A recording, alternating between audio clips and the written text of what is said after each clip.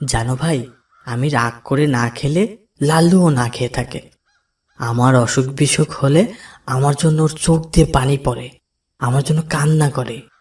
ও আমার অনেক ভালো বন্ধু ভাই। মাশাআল্লাহ, লাল্লু তো অনেক ভালো। হ্যাঁ ভাই, অনেক ভালো। আমি ওকে ছাড়া বাঁচতেই পারবো না মনে হয়। থাকো ভাই, আমরা বাড়ি যাই, বাবা আবার চিন্তা করবেন অনেক। ঠিক আছে ভাই। আবু বকর, তুমি কি লাল্লুর পিঠে আমাদের সাথে যাবে?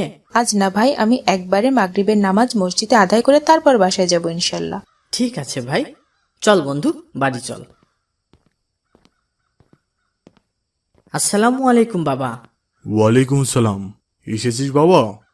বাবা, তোর বন্ধুকে এই কয়দিন তো একটু ভালো করে যত্ন নিতে হয়, বেশি বেশি খাওয়াতে হবে তো। কোরবানি ঈদের তো আর বেশি দিন বাকি নেই। কেন বাবা, তুমি এটা বলছো কেন? তোর কি মনে নেই, লাল্লু যখন অনেক অসুখ হলো তখন আমি আল্লাহর কাছে বলেছিলাম ও সুস্থ হয়ে গেলে ওকে আল্লাহর নামে কোরবানি করব। আমি নিয়ত করেছি এই কোরবানিতেই ওকে কোরবানি করব ইনশাআল্লাহ। বাবা, তুমি এগুলো কি বলছো? তুমি আমার লাল্লু বন্ধুকে জবেও করবে? কি বলছো এসব? আমি আমি ওকে কোরবানি করতে দিব না, কখনো না।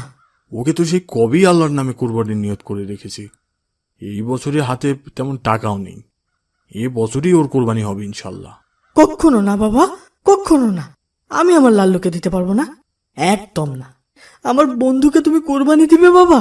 এ আমি কিভাবে সহ্য করব?